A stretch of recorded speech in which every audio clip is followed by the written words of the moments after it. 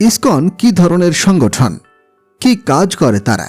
সম্প্রতি ইসকনের ধর্মীয় গুরু চিন্ময় কৃষ্ণ দাসকে গ্রেফতারের ঘটনায় আবারও উত্তপ্ত ভারত বাংলাদেশ সম্পর্ক। জাতীয় পতাকা অবমাননা এবং রাষ্ট্রদ্রোহের অভিযোগে তাকে গ্রেফতার করার পরে ক্রমেই উত্তাল হচ্ছে পরিস্থিতি। ফলে প্রশ্ন উঠেছে, কি ধরনের সংগঠন এই ইসকন, কি কাজই বা করে থাকে তারা? ইসকন মূলত ধর্মীয় ও আধ্যাত্মিক কার্যক্রম পরিচালনার একটি সংগঠন। ইসকনের প্রধান কার্যক্রমের মধ্যে রয়েছে মন্দির নির্মাণ, ধর্মীয় উপদেশ দেওয়া, শ্রী ভগবদ গীতা প্রচার, ভক্তি কার্যক্রম এবং দাতব্য সংস্থা পরিচালনা।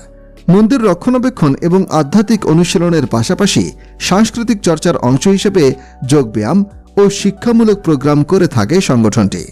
ভারতে ব্যাপকভাবে কার্যক্রম পরিচালনা করলেও ইসকনের জন্ম কিন্তু ভারতে নয়। 1966 সালে যুক্তরাষ্ট্রের নিউ ইয়র্ক শহরে গঠিত হয় ইসকন।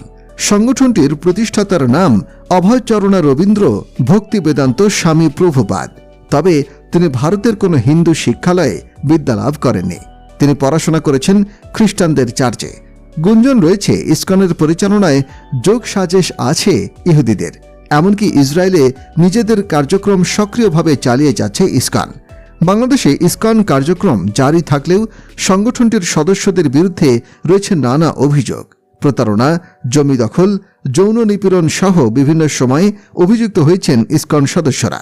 এমনকি সনাতন হিন্দুদের জমি দখলে নিচ্ছে ইসকন, উঠেছে এমন অভিযোগও। ফলে বাংলাদেশের সনাতন ধর্মাবলম্বী অনেকের সাথেই ইসকনের সরাসরি বিবাদে জড়ানোর ঘটনা ঘটেছে। সময়ের ব্যবধানে ভারতের বাইরে বিশ্বের বহু দেশে সম্প্রসারণ ঘটেছে সংগঠনটির। তবে কিছু দেশে সংগঠনটি নিষিদ্ধ। আর সেসব দেশের তালিকা করলে শুরুতেই আসবে মালয়েশিয়ার নাম। দেশটিতে ইসকনের বিরুদ্ধে প্রকাশ্যে ধর্মান্তরকরণের অভিযোগ আছে। ইসকনের কার্যক্রম নিষিদ্ধ রয়েছে চীনেও। শিয়া শাসিত ইরানেও ইসকনের ক্রিয়াকলাপের অনুমতি নেই। এছাড়া সৌদি আরব ও আফগানিস্তানে ইসকনের কার্যক্রমের অনুমতি নেই। সম্পূর্ণ নিষিদ্ধ না করলেও ইসকনের কার্যক্রম আংশিক নিষিদ্ধ করেছে ইন্দোনেশিয়া। এছাড়াও তাজিকিস্তান, উজবেকিস্তান, কাজাখস্তান এবং তুর্কমেনিস্তানে ইসকনের কার্যক্রমের উপর কঠোর নজরদারি জারি রয়েছে।